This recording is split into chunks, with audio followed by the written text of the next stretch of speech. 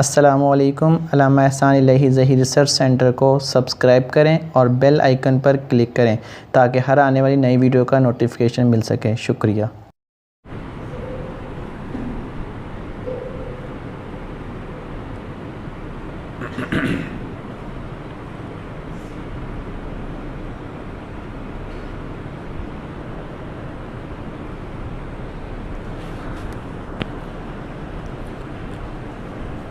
السلام علیکم ورحمۃ اللہ وبرکاتہ۔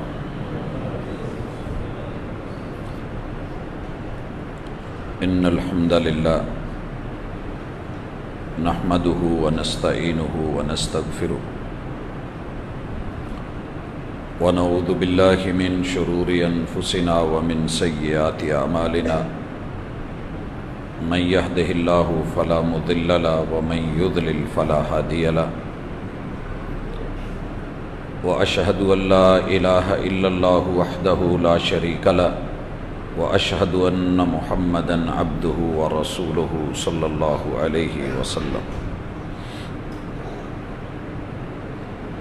أما بعد فإن خير الحديث كتاب الله وخير الهدي هدي محمد صلى الله عليه وسلم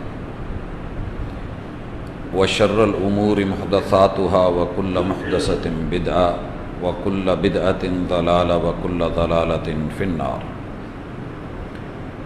أعوذ بالله السميع العليم من الشيطان الرجيم۔ رب اشرح لي صدري ويسر لي أمري واحلل عقدة من لساني يفقهوا قولي۔ احباب ذی وقار، اللہ رب العزت نے انسانوں کی رہنمائی کے لیے جن ہستیوں کو چنا ہوتا ہے اور جن کا انتخاب کیا ہوتا ہے، حضرات انبیاء علیہم السلام، ان کی صورتیں اتنی پیاری بنائی ہوتی ہیں۔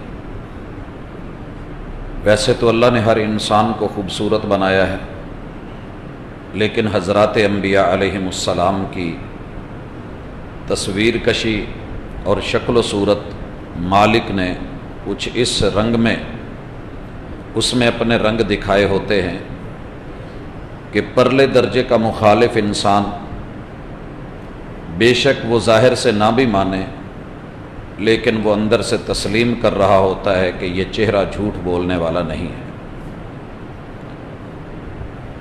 ان کی سیرت، اس کے اندر بھی اللہ نے یہ خوبی رکھی ہوتی ہے کہ وہ قدم بہ قدم عرش بری سے ملنے والی رہنمائی کے ساتھ جڑی ہوتی ہے۔ اسی لیے اللہ تعالیٰ انبیاء علیہم السلام کو قوموں کے لیے، لوگوں کے لیے اسوہ اور آئیڈیل قرار دیتے ہیں۔ یہ ایام جن سے ہم گزر رہے ہیں ایام حج ہیں، اور بالخصوص یہ مہینہ جو ابھی چاند دکھنے والا ہے انشاءاللہ اور کچھ ملکوں میں دکھ چکا، ذو الحجہ کا مہینہ، اس کے پہلے 10 دن ان میں دنیا کی سب سے بڑی عبادت جامع العبادات حج اور عمرہ، اس کو اللہ تعالیٰ نے رکھا ہے، اور اسی میں پورے عالم اسلام کے لیے قربانی کی عید، عید الاضحیٰ، یہ بھی رکھی ہے۔ تو بنیادی طور پہ جب بیت اللہ بنا لیا گیا تو مالک الملک نے ابراہیم علیہ السلام سے یہ کہا تھا کہ وَأَذِّن فِي النَّاسِ بِالْحَجِّ، کہ اے پیارے ابراہیم، آپ کی جہاں جہاں تک اپروچ ہے، آپ انسانیت کو یہ اعلان کر کے بلائیں کہ وہ حج کے لیے آئیں۔ لہٰذا حج کے لیے بڑھنا، سفر کرنا، تیاری کرنا، یہ ان ایام کے اندر آپ کو اور ہمیں ملتا ہے۔ ہم آج کی ملاقات کو تین پہلوؤں سے انشاءاللہ دیکھنے والے ہیں۔ ابتداءً سیرت ابراہیم علیہ السلام، اس کے چند اہم گوشے، اور اس کے ساتھ قربانی اور اس کے جانور، اور اسی طرح جن چیزوں کو شریعت نے دنوں اور راتوں میں اہم قرار دیا ہے ان کی بات۔ تو ابراہیم علیہ السلام کی سیرت ہمارے لیے اسوہ بھی ہے، کیونکہ آپ جد الانبیاء ہیں، اور ان کی پوری زندگی امتحانوں میں، قربانیوں میں، محنتوں میں اور ایثار میں گزری ہے۔ ابراہیم علیہ السلام کی جس گھر میں آنکھ کھلتی ہے، یہ اللہ کے فیصلے ہوتے ہیں کہ وہ کسی کے لیے کس گھر کا انتخاب کرتے ہیں۔ ہماری مرضیوں سے ہمیں ہمارے گھر نہیں ملا کرتے، یہ اللہ کے فیصلے ہوتے ہیں، لیکن گھر جیسا بھی ملے اس گھر میں اسے نہیں بھولنا چاہیے کہ جس نے گھر عطا کیا ہے، اور وہ اللہ کی ذات ہے۔ جس گھر میں پیدا ہوتے ہیں وہاں دیکھتے ہیں کہ باپ اور ان کی قوم ہاتھوں سے گھڑی ہوئی مورتیاں اور تماثیل لے کے ان کو اپنا الہ اور معبود ماننے لگی ہے۔ تو جوانی میں قدم رکھتے ہوئے آسمان سے جو رہنمائی ملی، انہوں نے اس ماحول کو فوری طور پہ، جیسے ہم ایکسپٹ کر کے بیٹھ جاتے ہیں کہ چلیں کوئی بات نہیں، ماں باپ بہن بھائی رشتہ دار عزیز و اقارب اسی ماحول میں اور اسی رنگ میں رنگے ہوئے ہیں، تو ان کی سیرت نے یہ سبق دیا۔ یہ سورۃ الانبیاء ہے۔ مالک فرماتے ہیں اعوذ باللہ السمیع العلیم من الشیطان الرجیم وَلَقَدْ آتَيْنَا إِبْرَاهِيمَ رُشْدًا، ہم نے ابراہیم علیہ السلام کو ان کی بلوغت، ان کی جوانی، ان کی رہنمائی اور ان کے لیے ہدایت کا سامان من قبل وَكُنَّا بِهِ عَالِمِينَ، ہمارے پاس جو علم ہے ہم اس سے ان کو واقف کار رکھے ہوئے ہیں۔ اذ قال لأبیہ وقومہ ما هذه التماثیل التي انتم لها عاکفون، جب انہوں نے اپنی قوم کو اور اپنے والد کو یہ کہہ کے پکارا اور بتایا کہ اے ابو جان اور میری قوم، مجھے ذرا یہ تو سمجھائیے کہ جن بتوں کے پیچھے، جن تماثیل کے پیچھے، جن گھڑی ہوئی ان چیزوں کے پیچھے تم بھاگ رہے ہو اور ان کے لیے جھکے ہوئے ہو اور اپنے گھٹنے ٹیک رہے ہو اور ماتھے ٹیک رہے ہو، مجھے بتائیے تو صحیح یہ کر کیا سکتے ہیں اور کس چیز کے مالک ہیں؟ حضرات جواب وہی جو ہمیشہ رہا ہے، ہر گھر سے آیا ہے، وہ جواب اسی قوم نے دیا اور کہنے لگے قالوا وجدنا آباءنا لها عابدین، ابراہیم اس چیز کی سند ہمیں ہمارے آباء و اجداد سے ملی ہے، وہ یہ کرتے چلے آئے ہیں۔ حضرات یہ تماثیل کیا ہیں، یہ نقطہ آج کی ملاقات میں سمجھنا ذرا بڑا اہم اور ضروری ہے، لیکن ابراہیم علیہ السلام کا جواب سن لیجئے۔ کہنے لگے قالا لقد کنتم انتم وآباؤکم فی ضلال مبین، ابو جان آپ اور میری پوری قوم آپ سبھی سن لو، آپ اور آپ کے آباء و اجداد، یہ چھوٹی بات نہیں ہے اپنے باپ دادا کو، اپنے بڑوں کو اور وڈیروں کو یہ جملے بولنا کہ آپ اور آپ کے آباء و اجداد واضح گمراہی میں تھے، آپ حق پہ نہیں ہیں۔ جب یہ آیات پڑھی جاتی ہیں اور آج کسی کو آپ ذکر کر کے دیکھیں، خصوصاً وہ احباب و ارباب جن کی بد نصیبی یہ ہے کہ وہ شرک کو توحید سمجھ کے بیٹھے ہیں اور جو باطل کو حق سمجھے ہوئے ہیں، جنہیں کلمہ نصیب ہوا ہے، جسے نہیں کلمہ ملا وہ تو چلیں، ایک اور پہلو ہے جسے محمد رسول اللہ صلی اللہ علیہ وسلم کی محبت بھی ہے، تڑپ بھی ہے، طلب بھی ہے، لیکن پھر اصل کے ہوتے ہوئے، صحیح کے ہوتے ہوئے ان بیچاروں کے پاس اسی پہ اعتماد کر کے بیٹھ گئے ہیں جو نہ دنیا میں کام آنے والا ہے، نہ آگے چل کے کسی جہان میں ان کا ساتھ دینے والے۔ جب انہیں یہ بات سمجھائی جائے اور اس طرح کی آیات پیش کی جائیں تو منبر و محراب پہ چڑھنے والے، کھڑے ہونے والے اور بیٹھنے والے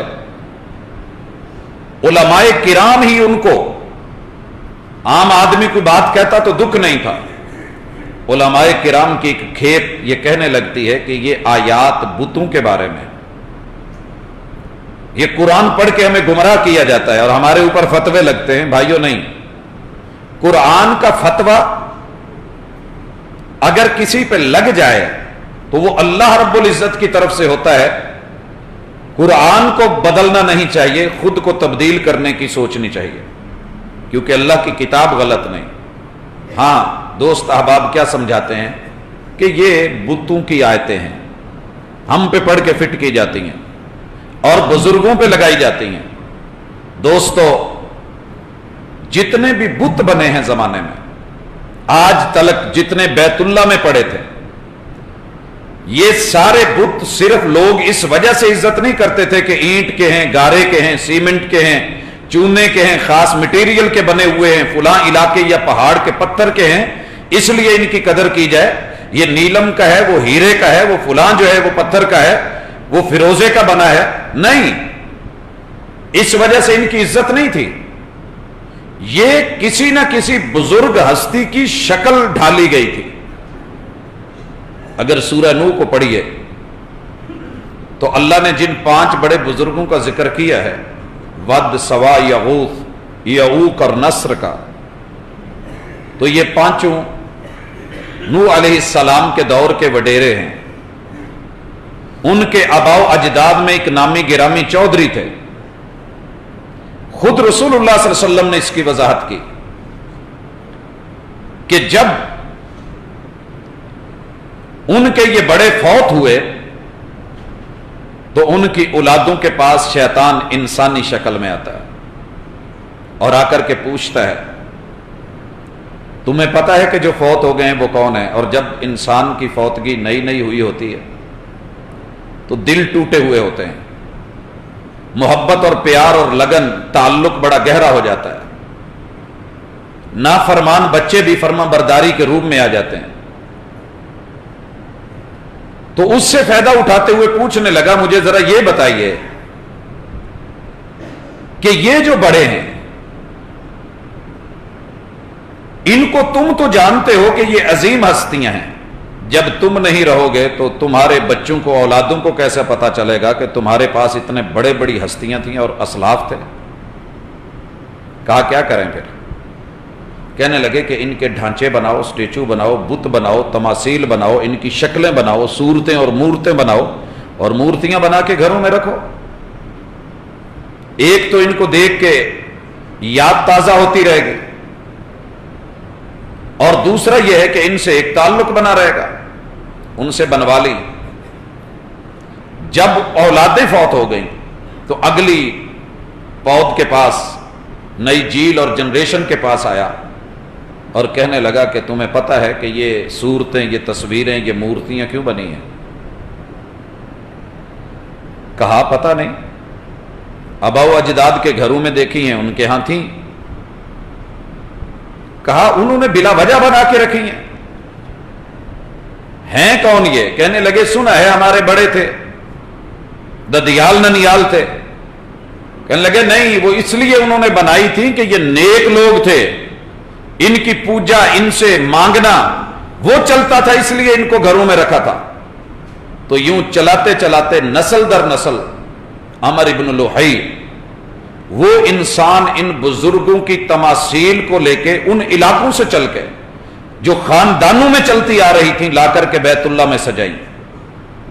تو میرے بھائیوں، اس لیے علماء اعظام، فقہائے کرام، دور حاضر کے بڑے بڑے اسکالرز، ان کا علم اپنی جگہ، لیکن کتاب اللہ جب حقیقت بیان کر رہا ہوتا ہے تو اس کا معنی قطعاً یہ نہیں ہے کہ وہ بت جو ہیں وہ صرف آیتیں بتوں کے لیے اتری تھی، نہیں، شخصیت پرستی سے بتوں کا آغاز ہوا ہے، اور یہ بت بزرگوں کے تھے، بڑی ہستیوں کے تھے۔ آپ کو پتا ہونا چاہیے کہ بیت اللہ میں جتنے بھی بڑے بڑے نام ہیں، ہبل پورے اگر حجاز کا سردار مانا جاتا ہے تو پیچھے ایک بزرگ کی حقیقت ہے، اور اگر لات یا منات یا عزا کو بڑا مانا جا رہا ہے تو پیچھے کوئی انسانی ہستی تھی.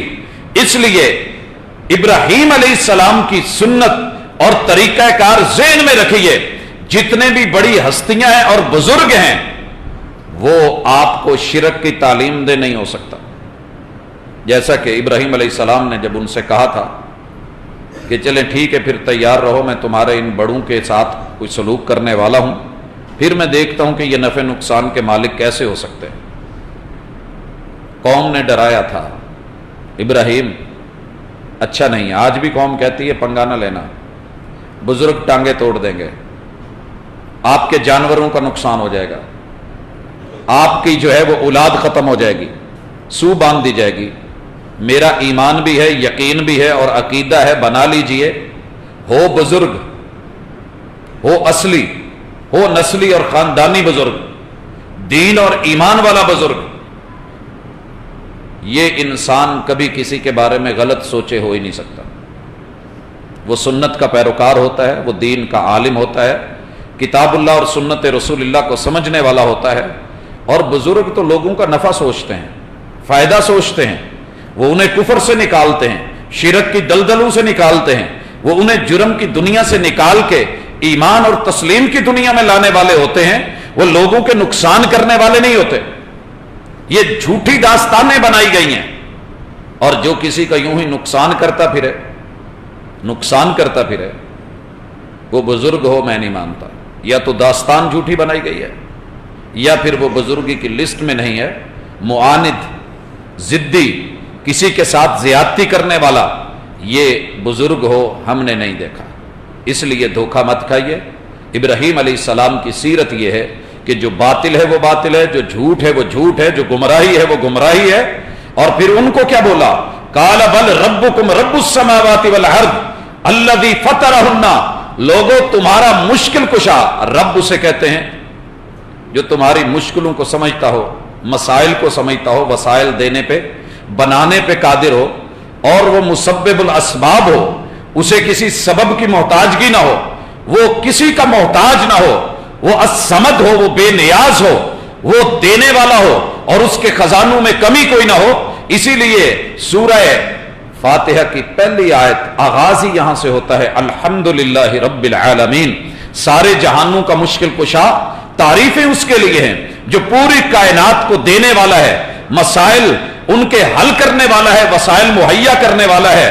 قال بل ربکم رب السماوات. لوگوں تمہارے رب یہ زمینوں کے اندر جو ڈھانچے بنے ہوئے ہیں، جن کی مورتیاں بنائی گئی ہیں اور جن کو قبروں میں دفنا دیا گیا، جن کی قبریں تم نے خود تیار کی ہیں، یہ تمہارے مشکل کشا و حاجت روا نہیں. تمہارا رب، تمہارا مشکل کشا حاجت روا وہ ہے جس نے آسمانوں کو بنایا ہے اور اتنی مشکل چھت اٹھا رکھی ہے، والارض اور زمین کو بچھایا ہے اور پانیوں کے اوپر اسے بچھا کے ٹکا رکھا ہے، اور اتنا مشکل ترین کام اس نے سنبھال رکھا ہے. فطرہن، ان کو پیدا کرنا ہی کسی کے بس کی بات نہیں.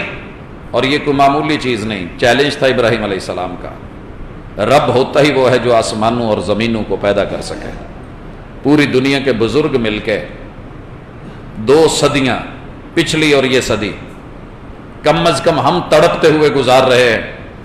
ایک ہستی پوری دنیا میں ایسی مل جائے جن کی چوکھٹ، جن کے قدم اور جن کے پاؤں میں جا کے ہم اپنا ماتھا رکھ دیں اور دنیا دیکھے. لیکن شرط یہ ہے کہ آسمان کا دائیں ہاتھ کے انگوٹھے کے ناخن جتنا ٹکڑا بنا دے، یا زمین کا ایسا ٹکڑا اپنے میٹیریل سے، اللہ اور اس کی جو ہے مخلوقات اور تخلیقات سے اور اللہ کے شاہکار سے، رب کی مصنوعات سے وہ جو ہے کوئی میٹیریل چرا کے دعویٰ نہ کرے تو ایک چپا تو بڑی دور کی بات ہے، بائیں ہاتھ کے انگوٹھے کے ناخن جتنا زمین کا ٹکڑا کوئی نہیں بنا سکتا. اس لیے حقیقت کو تسلیم کرنا یہ سیرت ابراہیمی ہے. انہوں نے جو جھوٹ تھا اس کا رد کیا، جو حقیقت تھی وہ بتائی، اور ساتھ میں نبوت کی دلیل دی. وَأَنَا عَلَى ذَلِكُمْ مِنَ الشَّاهِدِينَ. اور میں تمہارے ساتھ اس بات پہ گواہ موجود ہوں. جب تک میں زندہ ہوں، گواہی کا کیا معنی؟ تم یہ کام کسی سے کروا کے دکھا دو، نہیں ہوگا. قوم نے چیلنج کیا، کہا باتیں نہ کیا کر، اور آج بھی اگر ایسی کوئی بات ہو تو پہلا جملہ جو لوگوں کو سکھایا جاتا ہے کہ بزرگوں کی گستاخی۔ بھائیو، کائنات میں سب سے بڑی ہستی اللہ کی ہے۔ جب رب کے ساتھ شرک کا جملہ لایا جاتا ہے، ساری کائنات کی گستاخی اتنا بڑا جرم نہیں ہے جتنی اللہ کی گستاخی جرم ہے، اور مالک نے خود اس کا بولا ہے، دنیا میں جو مرضی گناہ کر کے آ جا، معاف کر دوں گا۔ اور پتہ ہے اس میں انبیاء علیہم السلام کے گستاخ بھی تھے جب یہ بات کہی گئی، ان کے مخالفین بھی تھے، ان کو قتل کرنے والے بھی تھے، بڑے بڑے مجرم انسان تھے، جادوگر تھے۔ جب یہ آیت اتری کہ تمہارا رب شرک معاف نہیں کرے گا، ان اللہ لا یغفر ان یشرک بہ ویغفر ما دون ذلک لمن یشاء، شرک اتنی بڑی گستاخی ہے رحمان کی کہ یہ تمہارا رب معاف کرنے والا نہیں ہے جب تک توبہ نہیں کرتے، جب تک رجوع نہیں کرتے۔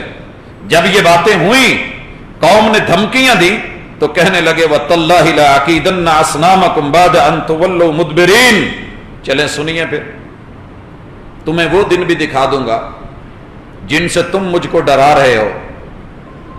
تمہارا زیادہ حق تھا کہ تم ڈرتے، لیکن مجھے ڈرا رہے ہو، تو میں تمہارے ان بزرگوں کے ساتھ جن کو تم مشکل کشا حاجت روا سمجھتے ہو، اگر تو وہ اپنا آپ بچا گئے تو تمہیں بھی بچا لیں گے، اگر وہ خود کو نہ بچا سکے تو پھر جو میں تمہیں دلیل دے رہا ہوں وہ واقعے کی دلیل ہے۔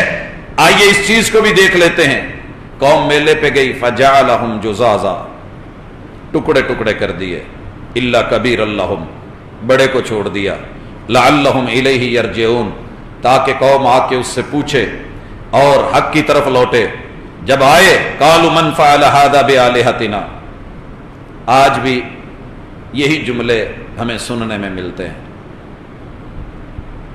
کچھ لوگوں کو یہی پریشانی ہوتی ہے، یہ قریبی ایک دو قبرستان شور اٹھا، پہلے کہا کرتے تھے کہ جس نے ان کے بارے میں برا سوچا یہ آگ لگا دیتے ہیں، اور وہ ڈاکٹر صاحب آج بھی زندہ ہیں، موجود ہیں، اسی فیصل آباد میں ہیں۔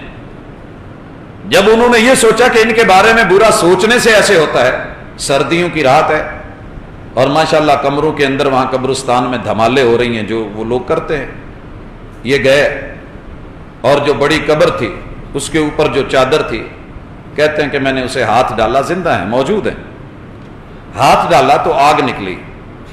کہتے پہلے تو میں گھبرا گیا، لیکن میں نے کہا قرآن سچا ہے۔ کہتے میں نے اعوذ باللہ من الشیطان الرجیم پڑھا تو آگ پیچھے ہو گئی۔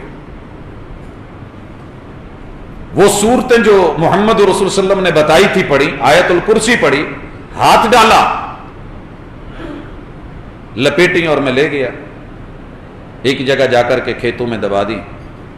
اگلے دن سارے ڈھونڈتے پھرے بابے آدھی چادر کون لے گئے۔ یہ عقل نہیں آئی کہ اگر وہ اپنی چادر نہیں سنبھال سکتے تو ان کی بدنامی کیوں کرتے ہیں؟ وہ ایسے لوگ نہیں ہیں، وہ عظیم ہستیاں ہیں، وہ نیک لوگ ہیں، اور اگر نیک ہیں تو انہیں کفن کے وقت، دفن کے وقت، جنازے کے وقت احتیاج کا ضرورت تھی۔ ابراہیم علیہ السلام نے سکھایا، کاش کوئی سیکھے۔ لاہور میں جب بھاٹی میں ہوا تھا بم دھماکہ، تو اس حقیقت کو مان لینا چاہیے تھا۔ جب دوسروں نے سمجھایا کہ دیکھیے جن کے اپنے احاطے میں اس طرح کا حادثہ ہوتا ہے، اور آپ کہتے ہیں کہ جب پاکستان ہندوستان کی جنگ تھی تو کچھ سبز اور سفید چولوں میں بزرگ جو ہے وہ ادھر سے آنے والے بم وہ ڈال لیتے تھے اور ان کو جو ہے وہ کیچ کر لیتے تھے، تو یہ کیوں نہیں ہوا؟ مان لینا چاہیے تھا بھئی یہ ان کا معاملہ نہیں ہے، اللہ کے فیصلے ہے۔ ایک صاحب نے کتاب لکھی اور کہا کہ اصل میں یہ بابا جی نے خود کروایا تھا۔ اس طرح کی گھٹیا چھوڑنے کی ضرورت نہیں ہوتی۔ مومن مومن ہوتا ہے، موحد ہوتا ہے، وہ اپنے جانے والوں کے بارے میں، جب بغداد میں پیران پیر کی مزار کے اوپر بم گرے تب بھی اسی طرح کے شوشے چھوڑے گئے، اور جب زلزلہ آیا ہمارا یہ جو خصوصاً کشمیر سائڈ پہ اور شمالی علاقوں میں، وہاں پتہ نہیں کتنے دربار، مزار اور جو ہے قبریں اور دیواریں اسی طرح گری۔ مان لینے کی بجائے کہ اللہ وحدہ لا شریک سب سے بڑا مشکل کشا و حاجت روا اکیلا وحدہ لا شریک ہے، ہم نے پھر بھی حقیقت کو نہیں جانا۔ یہ قوم آئی اور پوچھنے لگی تمہارے الہوں کی درگت کس نے بنائی ہے؟ میں اگر سریکی میں اس کا ترجمہ کرتا تو شاید کچھ اور ہوتا، اور اگر جنگلی زبان میں کرتا تو شاید اس سے بھی گہرا ہوتا۔ میں نے کیونکہ ان کو یہ ترجمہ کرتے ہوئے سنا ہے تو حیرانگی ہوتی ہے، لیکن نہیں، ادب پہلا کرینہ ہے محبت کے کرینوں میں۔ انہ لمن الظالمین، یہ جس نے کیا ہے نا بہت بڑا ظالم ہے۔ ابراہیم علیہ السلام ظالم نہیں تھے، مگر انہیں ظالم بنا کے پیش کیا جا رہا ہے۔ قالوا سمعنا فتى يذكرهم يقال له ابراہیم، قوم کہنے لگی، خفیہ حرکت میں آئی، بتانے لگے کہ اس طرح کے تذکرے تو ایک ہی لڑکا ہے ابراہیم کرتا ہے۔ قالوا فاتوا به على اعین الناس لعلهم يشهدون، سب کے سامنے لاؤ، سزا دی جائے، سارے کے لیے عبرت بنائی جائے۔ لایا گیا، بلایا گیا، اور پھر پوچھتے ہیں قالوا اانت فعلت هذا بآلهتنا یا ابراہیم، ابراہیم ہمارے الہوں کا یہ حشر تو نے کیا ہے؟ ویسے شرم تو آنی چاہیے تھی، جو ڈرا رہے تھے، دھمکا رہے تھے، یہ کر دیں گے وہ کر دیں گے، تیرا لاس ہو جائے گا، تیرا بچے گا کچھ نہیں، شرم تو آنی چاہیے تھی پوچھتے ہوئے۔ لیکن اس وقت شاید شرک کا وائرس ایسا ہے، عقل پہ اٹیک کرتا ہے تو سب سے پہلے عقل لے جاتا ہے اور سوچ ختم کر دیتا ہے۔ قال بل فعلہ کبیرہم ھذا فاسألوہم ان کانوا ینطقون۔ یہ ہوتی ہے دلیل مناظرہ، دلیل مباحثہ، اسے حقیقت سے ہٹ کر کے کسی دوسرے کو سمجھانے کے لیے اس کی زبان میں جواب دینا۔ لیکن کچھ لوگ اسے بخاری کی روایت کو مد نظر رکھ کے کذب کے اوپر طوفان اٹھاتے ہیں کہ یہ جھوٹ تھا، واقعہ کچھ اور تھا، بیان کچھ اور ہوا، کہہ جو رہے ہیں اس قوم کو انہی کی زبان میں جھٹلاتے ہوئے کہا میں نے کب کیا ہے؟ کلہاڑا دیکھو کس کے کندھے پہ ہے؟ کہا بڑے بت کے۔ کہا پھر اس کو چھوٹوں پہ غصہ آیا ہوگا، کام نہیں کرتے ہوں گے، مار دیا ہوگا، اس نے مارا ہوگا۔ اس سے پوچھیے اگر بولتے ہیں فَرَجَعُوا إِلَىٰ أَنفُسِهِمْ، ان کو تو تھوڑی سی حیا آ گئی کہ انہوں نے اپنے گرے بانوں میں جھانکا اور تھوڑا پیچھے مڑے، اور دلیل کو جب مضبوط دیکھا، شرمندگی محسوس کی۔ فَرَجَعُوا إِلَىٰ أَنفُسِهِمْ، اپنے گرے بانوں میں جھانک کے فقالوا کہنے لگے انکم انتم الظالمون، اور ظالم تم ہو، ابراہیم ظالم نہیں ہے۔ اللہ کاش آج کی پڑھی لکھی امت کو اور محمد رسول صلی اللہ علیہ وسلم کے ماننے والوں کو، لا الہ الا اللہ پڑھنے والوں کو سیرت ابراہیمی کا یہ پہلو اور یہ حقیقت اور یہ دلیل اللہ سمجھ میں دے دے، تو میرے خیال میں جس قدر علماء بدنام ہیں اور خصوصاً ہمارے بزرگ بدنام ہیں، کسی ایک بزرگ نے بھی اپنی قبر پہ یوں عرس اور قوالیاں، ناچ اور گانے، ڈھول کی تھاپ اور سرنگیاں، باجے اور یہ بینے، اور وہاں آ کر کے خواتین کے جس طریقے سے جو سلسلے چلتے ہیں، اس کی دعوت نہیں دی تھی۔ وہ ہستیاں ان چیزوں سے پاک ہیں، ہم اپنے مقاصد حاصل کرنے کے لیے ان کو بدنام کرتے ہیں۔ اللہ تعالیٰ بہرحال سمجھ دے دے، ہماری تو دعا ہے۔ ثم نکسوا علی رؤوسہم، پھر جیسے گدھا مٹی میں لیٹ کے اٹھ کے ایک دفعہ سر نہیں ہلاتا اور اپنی مٹی جھاڑتا ہے، اچانک جھٹکا لگا، کیا کہہ رہے ہو؟ وہ یہ کیا بول رہے ہو؟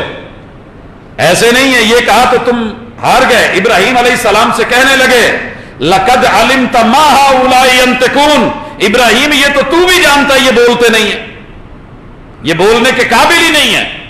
قال فتعبدون من دون اللہ ما لا ينفعكم شيئا ولا يضركم، پھر سمجھایا میری قوم کس کو مانتے ہو، کس کی پوجا کرتے ہو جو تمہارے نفع اور نقصان کے مالک تو بڑی دور اپنے بھی نہیں۔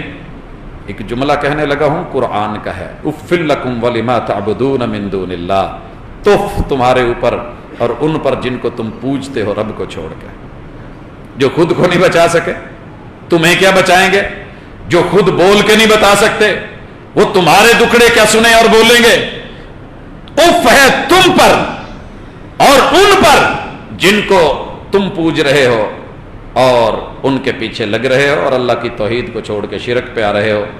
ان کی پوری زندگی کا خلاصہ ہے۔ ابراہیم علیہ السلام پہ جتنی بھی قربانیوں کے مرحلے آئے ہیں وہ سارے انہوں نے توحید کی پاور اور اللہ سے تعلق کے ساتھ نبھائے۔ والد ہوں، رشتہ دار ہوں، یار دوست ہوں، پیشہ ہو یا پیسہ ہو، قربان کرتے چلے آئے۔ اس کے بعد بڑے سارے اور مرحلے بھی آئے، قوم نے بلایا تھا، سورج اور چاند اور ستارے زمین میں ان کی تاثیر دکھائی، یہ ہوتا ہے وہ ہوتا ہے یہ کرتے ہیں، دلائل کے ساتھ سب کا رد کیا۔ اور جب یہ واقعہ ہوا تو پھر حکومتی اداروں تلک جب رپورٹیں ہوئیں تو نمرودی حکومت نے کال کر لی اور کہا ادھر آئیے بات کیجیے۔ چلے وہ تو آپ نے مار دیے، میں بولتا ہوں، میرے ساتھ بات کرو، میں قوم کو دیتا ہوں، مشکلیں حل کرتا ہوں، ان کے مسائل میں حل کر رہا ہوں، تو میں ان کا رب، تو کسے مانتا ہے؟ کہا تجھے تو نہیں مان رہا، میں نے ان کو نہیں مانا، تجھے کیسے مانوں؟ کہا تیرا رب کون سا ہے، کوئی دلیل، کوئی اس کی پہچان؟ کہا میرا رب موت دیتا ہے، زندگی دیتا ہے، اللہ لا الہ الا هو الحی القیوم، جس کا قرآن نے تعارف کروایا ہے، جس کے دو معنی ہیں، جو سدا بہار زندہ ہے، ابدی اور دائمی زندہ ہے، اس کی زندگی اپنی ہے، کسی سے لی ہوئی ادھار و مستعار نہیں، وہ سب کو زندگی دیتا ہے، جب چاہے واپس لے لے، کسی کو نہ دے اس کی مرضی ہے، لیکن اس سے کوئی زندگی واپس نہیں لے سکتا، وہ قائم ہے، اسے کوئی ان بیلنس نہیں کر سکتا، وہ جس کو جب تک چاہے قائم رکھے، جب چاہے ہلا کے رکھ دے۔ میرا رب وہ ہے جو زندگی اور موت دیتا ہے۔ اس نے ویسے بھی آپ کو پتا ہے کہ جب موبائل پہ وائرس کا اٹیک ہوتا ہے، آپ کچھ کرنا چاہتے ہیں، وہ کرنے کچھ لگ جاتا ہے، پھر اس کو نئے سافٹ ویئر کی ضرورت ہوتی ہے، اور وہی ہوا۔ اسے جب یہ دلیل دی تو جس کی عمر قید تھی اور سزا تھی پھانسی کی، اسے نکال کے چھڑوا دیا اور راستے میں جاتے ہوئے بغیر قصور کے ایک شخص کو مروا دیا۔ کہا دیکھیے اس کا کوئی قصور نہیں تھا، اس کی موت میرے کھاتے لکھی ہے، وہ مرا ہوا تھا، میں نے اس کو زندگی دے دی۔ تھوڑا آگے لے جا کے گہرے پانی میں جب غوطہ دیا نا، ابراہیم علیہ السلام نے دلیل کہا کہ میرا رب وہ ہے جو سورج کو مشرق سے نکالتا ہے، تو مغرب سے نکال۔ میرا رب سورج کو مشرق سے نکالتا ہے، تو مغرب سے نکال کے دکھا۔ فبوہت الذی کفر، یہاں مبہوت ہو کے رہ گیا۔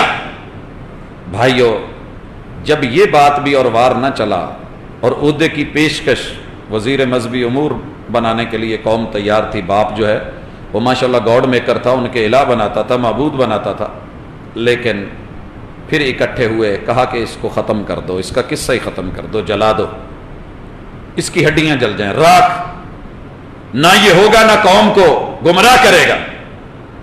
اور جب یہ لفظ انہوں نے بولے، قالوا حرقوہ وانصروا آلہتکم، عجیب جملے نکلے، کہا اس کو جلاؤ اور اپنے خداؤں کی مدد کرو، بزرگوں کی مدد کرو۔ یہی میں اپنے معاشرے میں اور سوسائٹی میں دیکھ رہا ہوں، چند افراد ہوتے ہیں، کچھ مجموعے ہوتے ہیں، گروپ بنے ہوئے ہوتے ہیں، جن کی دال روٹی وہاں سے چل رہی ہوتی ہے، اگر کوئی حقیقت اور حق اور سچ بیان کرے بھی، سمجھ میں آ بھی گیا ہو اور دلائل اور مباحثے اور مناظروں سے نہ بات بن سکی ہو، تو ایک ہی جواب ہوتا ہے، اس کو راستے سے فارغ کر دو، نہیں تو یہ بزرگوں لے گئے، یہ بزرگوں کو لے گئے۔ اور بھائیو ایسی بات نہیں ہے، صحیح معنوں میں بزرگوں کی عزت کرنے والا وہی ہے جو ان کے بارے میں یہ سوچ رکھتا ہے کہ وہ اللہ کے بندے تھے، جب تک اللہ نے ان کی زندگی رکھی وہ زندہ رہے، جب ان کی موت کا وقت آ گیا انہوں نے موت کا پیالہ پیا، اور جس جہان میں انہیں جانا تھا وہ چلے گئے۔ جو خود ساری زندگی بے اولاد رہے وہ تجھے اولادیں کیا دیں گے؟ جو خود رب سے مانگتے رہے وہ تیرے مانگنے پہ تجھ کو کیا دیں گے؟ وہ رب کے سائل تھے، وہ نیک لوگ تھے، وہ عبادت گزار، تہجد گزار تھے، وہ روزے دار اور حج کرنے والے، وہ دعوت توحید دینے والے۔ نہیں سمجھے تو تم نہیں سمجھے، ان کے ذمہ مت لگاؤ۔ کہنے لگے جلا دیجئے اور اپنے الہوں کی مدد کیجئے، ان کنتم فاعلین، اگر کرنا ہے تو یہ کام کیجئے۔ قوم نے پیسہ اکٹھا کیا، لکڑیاں اکٹھی کی، بڑی ایک آگ، ایک داستان ہے بڑی، قرآن نے مختصر کر کے کہا، ابھی تو مفسرین نے لکھا ہے، پھینکنے کی باری آئی، آگ تو جلا لی، چونکہ عقل پہ اٹیک ہو چکا ہوتا ہے، یہ پتہ ہی نہیں تھا کہ پہلے وہاں رکھ کے آگ لگائیں، پہلے آگ جلا لی تاکہ ڈرے، ڈرانے کے لیے۔ اور جب آگ لگ گئی، بھانبڑ مچے اور شعلے اٹھے، تو پھر ایک دوسرے کو کہیں آپ چھوڑ کے آؤ۔ فوج کی ذمہ داری لگائی، بری فوج نے انکار کر دیا، بحری نے کر دیا، فضائیہ کی ذمہ لگانے لگے، وہ کہنے لگے جی نہیں، اگر ہم اوپر سے گئے تو ہم نے بھی تو وہی بننا ہے جو اس نے بننا ہے۔ پھر منجنیق جو ہے وہ ایجاد کی گئی، پھینکا گیا۔ قصہ مختصر، ابراہیم علیہ السلام کی زندگی سیرت سبق دیتی ہے، جس کے اوپر اعتماد ہے، یقین کامل رکھیے، آگ کا کام جلانا ہے، مگر جلنے کی تاثیر جس نے رکھی ہے اس پہ اگر آپ کا یقین ہے تو وہ آگ سے تاثیر چھین سکتا ہے۔ آسمان سے آواز آتی ہے، قلنا یا نار کونی بردا وسلاما علی ابراہیم۔ اللہ کہتے ہیں ہم نے آگ کو ڈائریکٹ بولا، آگ ابراہیم مہمان بن کے آ رہا ہے، اس کے اوپر ٹھنڈی ہو جا، لیکن اتنی ٹھنڈی نہیں کہ انہیں پھر جو ہے کمبل اور کانبا لگے اور کپڑوں کی ضرورت پڑے، اتنی ٹھنڈک کی جتنی ضرورت ہے، تو نے جلانا نہیں ہے۔ وَأَرَادُوا بِهِ كَيْدًا فَجَعَلْنَاهُمُ الْأَخْسَرِينَ، انہوں نے ان کو مار کے اپنے بزرگوں کو بڑا کرنا چاہا، ہم نے ان کی جتنی کوششیں اور کاوشیں تھی خاک میں ملا کر کے رکھ دی۔ حضرات اسی طرح ابراہیم علیہ السلام کی سیرت کو پڑھیے تو لگ بھگ ان کی سیرت کے 76 کردار ایسے ہیں جو نمایاں ہو کے ہمارے سامنے آتے ہیں۔ میرے پاس اتنا وقت نہیں، میں نے اشارہ کیا ہے، باقی مطالعہ کیجئے گا، آپ کو قدم قدم پہ ان کی سیرت ملے گی۔ مثلا ایک اشارہ کرنا چاہ رہا ہوں، انہوں نے جب اولاد نہیں تھی تو اللہ سے مانگی، صاحب زمزم کو مانگا، اللہ نے 86 سال کی عمر میں دیا۔ اس دوران میں کسی بھی بزرگ، حالانکہ چاند بھی تھے، ستارے بھی تھے اور بڑی بڑی وہاں ہستیاں تھیں، کسی کے پاس نہیں گئے، اللہ ہی سے مانگا اور اللہ نے دیا۔ اور جب اللہ کا گھر بنا لیا تو پھر صاحب کوثر مانگا، اللہ نے وہ بھی عطا کر دیا۔ جس بیت اللہ کو بنایا تھا ابراہیم علیہ السلام، توحید کی وجہ سے اللہ نے اس بیابان علاقے میں اس گھر کو بھی آباد کر دیا۔ اور بیت المعمور جو اس بیت اللہ کے اوپر اللہ کا گھر ہے، جو فرشتوں کی زیارت کی جگہ ہے، آپ کو پتہ ہے اس کا قرب و جوار بھی اللہ نے ابراہیم علیہ السلام کو دیا ہوا ہے۔ محبوب جب معراج پہ گئے تو کہتے ہیں کہ میں نے بیت اللہ کے ساتھ 7ویں آسمان کے اوپر ٹیک لگائے دیکھا، پوچھا یہ کون ہے؟ کہا ابراہیم علیہ السلام ہے۔ اور ان کے ساتھ آبادی کتنی کر دی ہے، جتنے ہمارے چھوٹے چھوٹے بچے اللہ لیتا ہے نا، چھوٹے چھوٹے بچے، وہ مسلمانوں کے ہوں یا کفار کے ہوں، ان کو وہاں ابراہیم علیہ السلام کے پاس بھیج دیا جاتا ہے۔ اگر آپ کو 86 سال ہم نے اولاد نہیں دی اور آپ نے ہمارا در نہیں چھوڑا، آئیے ہمارا گھر بنایا ہے، بیت اللہ کے بدلے میں بیت المعمور لیجئے، اور صاحب زمزم بھی ملا، صاحب کوثر بھی ملے، آئیے اولاد بھی لیجئے۔ پوری امت کی اولاد ان کے پاس وہاں ہے۔ اور محبوب کہتے ہیں کہ ایک طرف بچے بیٹھے ہیں اور دوسری طرف بھی بیٹھے ہیں، پوچھا گیا یہ کون ہے؟ کہا یہ وہ ہے جو مسلمانوں کے بچے فوت ہوئے ہیں، فطرت پہ ہیں۔ اور یہ کون ہے؟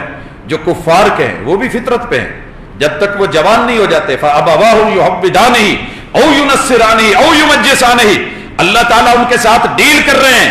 ایسی سیرت کو پڑھنا اور پڑھانا اور اپنانا، جھوٹے داستان اور واقعات اور قصے اور کہانیاں تو ہمارے بیٹے اور بیٹیاں پڑھتے ہیں، ان کو کتاب اللہ کے ساتھ بھی جوڑیے، آپ کو زندگی کی خوشیاں ملیں گی۔ حضرات مجھے اس موضوع کو یہیں تک رکھنا ہے اور بات تھوڑی آگے بڑھانی ہے۔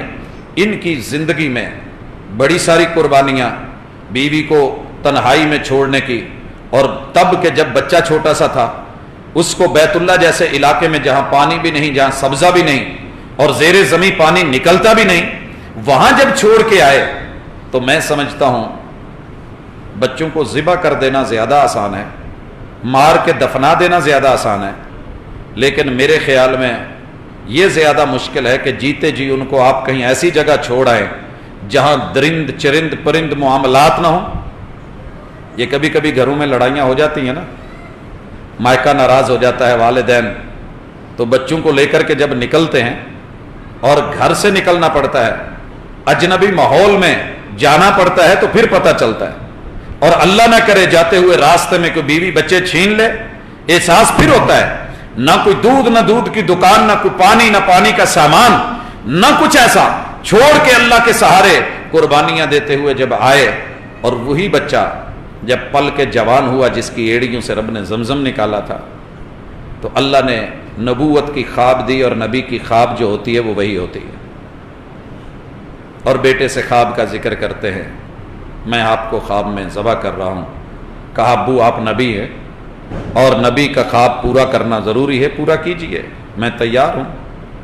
بیٹے کو تیار کر لیا، اوندے منہ لٹا لیا، چھری پکڑ لی، آسمان سے آواز آئی اگر ہم آگ کے اندر سے اس کی جلانے کی تاثیر ختم کر سکتے ہیں، یہ طاقت کسی اور میں نہیں، چھری کا کام کاٹنا ہے، تیز دھار آلہ ہے اور نبی کے ہاتھ میں ہے، لیکن وہ چلے اور کاٹے یہ ہو نہیں سکتا۔ مقصد جو لینا تھا وہ لے لیا، امتحان میں پورے اترے ہیں، اور اسماعیل علیہ السلام کو رب نے بچا کے جنت کا مینڈا بھیجا۔ دنیا اسے کہانی سمجھتی ہے، ہم ایمان کا حصہ سمجھتے ہیں۔ وہ مینڈا، وہ جانور، وہ بکرا، وہ چھترا، وہ قربانی کا حصہ بن گیا، ایمان کا حصہ بن گیا۔ رب نے ہماری خوشی بنا ڈالی، اور غریبوں کے لیے سال میں 1 2 3 دن ایسے رکھ دیے کہ جس میں کسی نے بھی گوشت سال بھر نہیں کھایا وہ اس دن تو کھا لے۔ اسے عید قربان، عید الاضحیٰ کہتے ہیں۔ اس کے اندر رسول اکرم صلی اللہ علیہ وسلم پہ جو قرآن اترا ہے، جتنے بھی حلال جانور ہیں، آپ کو پتہ ہے سارے چھپائے حلال ہیں۔ اللہ نے جو زمین پہ بنائے ہیں 4 پاؤں والے جانور سارے حلال ہیں، سوائے ان کے جن کو اللہ نے نام لے کے یا جن کی ایک خوبی یا وصف بیان کر دیا ہے یا علامت بیان کر دی ہے، وہ حرام ہوں گے۔ 4 پائے والے جانوروں میں قرآن نے خنزیر کو حرام کر دیا ہے۔ جن کے 4 پاؤں ہوتے ہیں نام لے کے گھریلو گدھے کو رسول صلی اللہ علیہ وسلم کی حدیث نے حرام کر دیا، اور قرآن مجید نے وصف بیان کر کے کہ اگر 4 پائے والا جانور، 4 پاؤں والا جانور زندہ ہے، صحیح ہے، سلامت ہے، حلال ہے، لیکن معروف اسلامی طریقے سے تکبیر کہے بغیر مر جاتا ہے، مردار ہے، تو یہ حرام ہوگا۔ گل گھٹ کے مرے، کوئی موٹا آلہ جو دھاری والا نہیں ہے اس کے سر میں لگے، یا ایکسیڈنٹ ہو، یا ٹکر سے مر جائے، یا بلندی سے گر کے مر جائے اور اس کا خون نہ نکلے اور اس پہ تکبیر نہ پڑی، تو یہ جانور حرام ہے۔ یا رسول اللہ صلی اللہ علیہ وسلم نے 4 پاؤں والے جانوروں کا ایک وصف بیان کیا، سارے جانور حلال ہیں سوائے ان جانوروں کے کہ جن کے کچلی والے دانت ہیں۔ وَكُلُّ ذِي نَابٍ مِّنَ السِّبَاعِ، کچلی والے نوکیلے دانت جس بھی جانور کے ہوں گے 4 پائے ہیں وہ حرام ہے۔ اس کے علاوہ سارے جانور حلال ہیں، اور ان کی سینکڑوں انواع ہیں، لیکن اللہ نے ان میں سے صرف 8 چنے ہیں، صرف 8 جانور پسند کیے ہیں، نر اور مادہ کے حساب سے 4 قسمیں ہیں، ان کے 8 جوڑے۔ اللہ تعالیٰ نے اونٹ کا جوڑا، نر ہو یا مادہ ہو، آپ اس کی قربانی دے سکتے ہیں۔ گائے کا نر یا مادہ، بکری کا نر یا مادہ، بھیڑ کا نر یا مادہ، یہ 4 چیزیں اللہ نے اسپیشلی چپاؤں میں سے قربانی کے لیے چنی ہے، اور ہمیں آرڈر دیا ہے کہ اسی میں سے قربانی کی جائے۔ اب یہاں پہ آ کے ہماری سوچ، ہماری فکر، ہماری سمجھ بس اوقات ہمیں کہتی ہے کہ حرج کیا ہے؟ ہرن بکری جیسا ہے، ہرن بکری جیسا ہے، لہذا قربانی کر لیں تو حرج کیا ہے؟ کٹا ویڑے جیسا ہے، بھینس گائے جیسی ہے، اور میں مشورہ دوں گا پھر اونٹ جیسے بھی کئی جانور ہیں، چڑیا گھر میں نظر آتے ہیں، تو معاملہ جیسے کہ نہیں، اللہ نے بائی نیم مانگے ہیں۔ یہ 8 جانور جب تک منڈی میں میسر ہیں، زمین پہ ملتے ہیں، انہی میں سے قربانی چنی جائے گی۔ اونٹ اور اونٹنی کا نہر کیا جائے گا، ذبح نہیں کی جائے گی۔ باقی جانور گائے ہے، بکری ہے یا بھیڑ ہے، ان کے جوڑوں میں سے نر یا مادہ آپ کوئی بھی ذبح کر سکتے ہیں، اور یہی قربانی کا حصہ ہے۔ جانور لینے ہیں تو ان میں سے لیجئے۔ باقی مجھے وہ لڑائیاں، وہ بحث مباحثے نہیں آتے کہ دلیلیں دینے لگوں کٹا کیا ہے، بھینس کیا ہے، اور وہ ہرن کیا ہے، فلاں کیا ہے۔ میں تو نہر پہ دیکھتا ہوں، شادی حال ہے، ہر شادی حال میں جس نے اس کی بکنگ کروائی ہوتی ہے، شادی کا آرڈر، کھانوں کا آرڈر، ڈشز کا آرڈر اپنی مرضی سے لگوایا ہوتا ہے، اور وہی اگر شادی حال والے دیتے ہیں، پکوان والے مہیا کرتے ہیں تو ٹھیک ہے۔ آرڈر تو دے رکھا ہو اس نے کہ آپ نے مجھے یہاں پر یہ جانور پکا کے دینا ہے، مٹن ہونا چاہیے، اور وہاں محبت میں آ کے کوئی کہے جی نہیں ہم آپ کو کٹا پکا کے دیں گے، زیادہ طاقتور ہے، تو نہیں چلے گا، نہیں چلے گا، ایسے نہیں ہوتا ہے۔ اور آپ نے سویٹ ڈش میں ان کو بولا ہوا ہو کہ جناب ہمیں کھیر چاہیے، اور وہ ماشاءاللہ محبت میں آ کے کہہ دی ہم آپ کو فروٹ کسٹرڈ دیتے ہیں، وہ آپ کو ملے گا، تو آپ تو پے نہیں کریں گے، آپ بولیں گے یار جو میرا آرڈر تھا وہ بتائیں۔ اگر مچھلی کا بولا ہے تو مچھلی چلے گی، اپنی مرضی سے کچھ اور فوائد بیان نہیں ہوں گے۔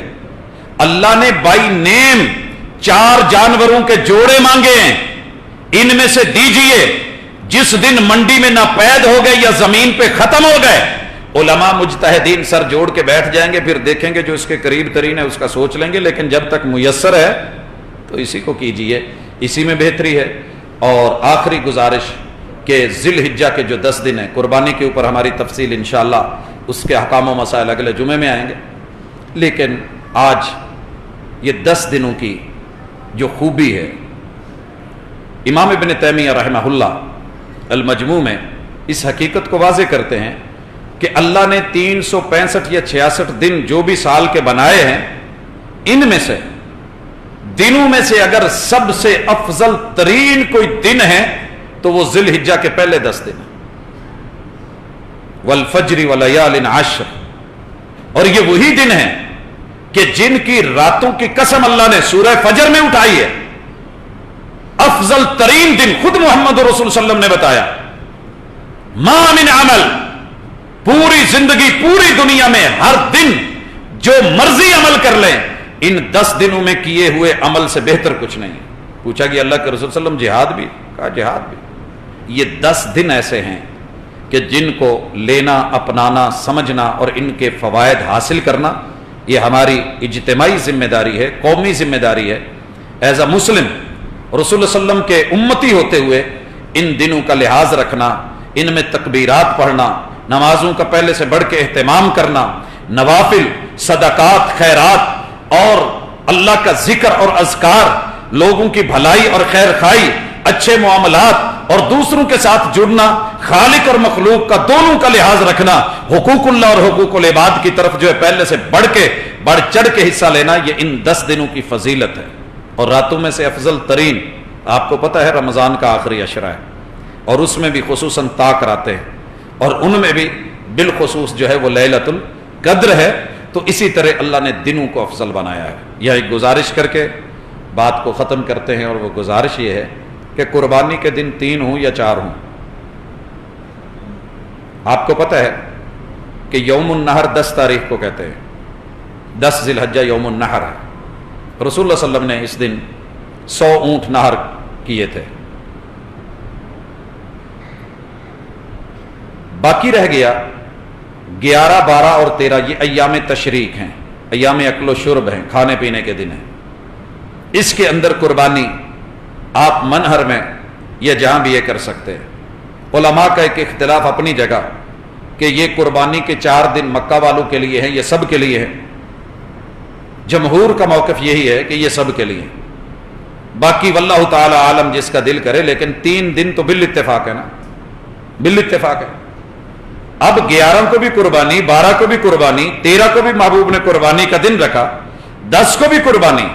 لیکن آپ کو پتہ ہونا چاہیے رسول اللہ صلی اللہ علیہ وسلم کے پاس 100 قربانیاں تھیں، 100 اونٹ تھے۔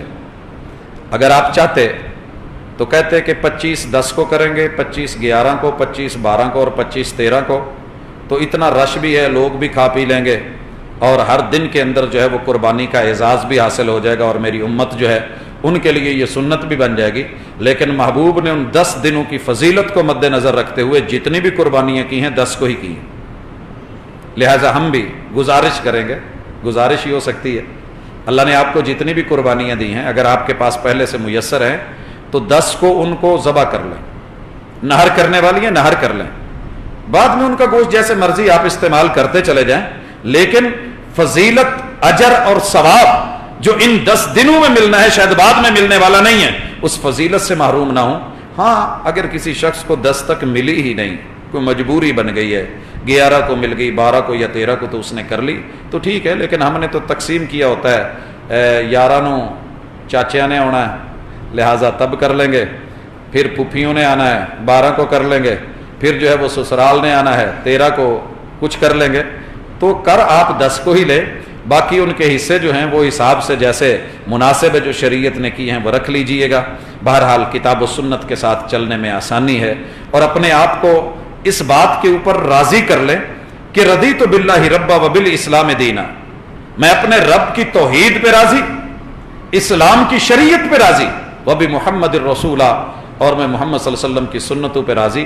یہ وہ بندہ ہے فقط ذاق طعم الایمان۔ یہ 10 کو جتنی قربانیاں ہیں کر کے اسے ایمان کا وہ ٹیسٹ اور حلاوت ملے گا جو 4 دن کر کے بھی نہیں مل سکتا۔ لہٰذا رسول صلی اللہ علیہ وسلم کی سنت کو ترجیح دیجئے، اسی میں کامیابی، اسی میں کامرانی ہے۔ اللہ کی توحید پہ زندہ رہیے، یہی سیرت ابراہیمی اور سیرت سیدنا محمد رسول اللہ صلی اللہ علیہ وسلم ہے، اور اسلام کے اوپر بڑے فخر کے ساتھ، اعزاز کے ساتھ اور عزت اور آبرو کے ساتھ، محبتوں کے ساتھ جیے، احساس کم تری کا شکار نہ ہوں۔ مشکلیں ہر دور میں رہی ہیں، لیکن مشکلوں کا سر کاٹ کے ہی کوئی شکل نکلی ہے، اور وہ کامیابی کی شکل ہے۔ اقول قولی ھذا وآخر دعوانا ان الحمد للہ رب العالمین۔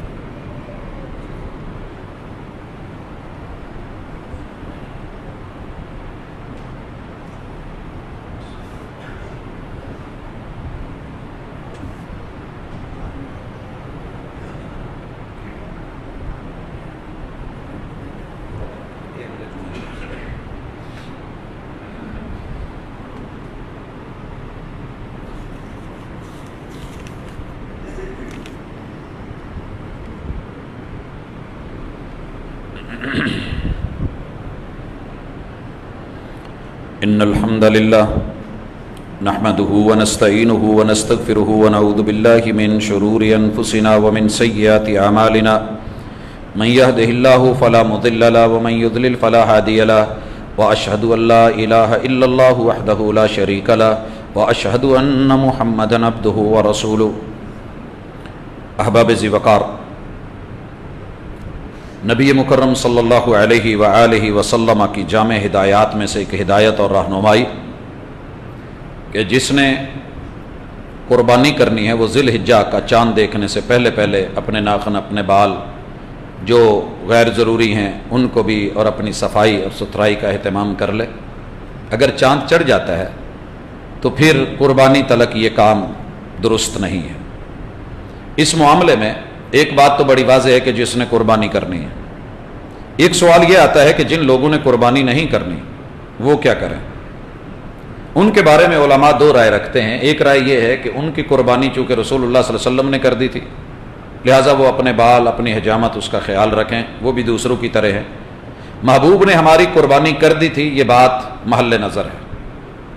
آپ نے جو قربانی کرتے ہوئے دعا کی تھی اس کے جو لفظ ہیں کہ اللہم تقبل من محمد ومن آل محمد ومن امت محمد، تو ایک دعا ہے کہ اللہ میں قربانی کر رہا ہوں، میری قبول کر، میری آل قربانیاں کر رہی ہے وہ قبول کر، اور اللہ میری امت قربانیاں کر رہی ہے اس کو قبول فرما۔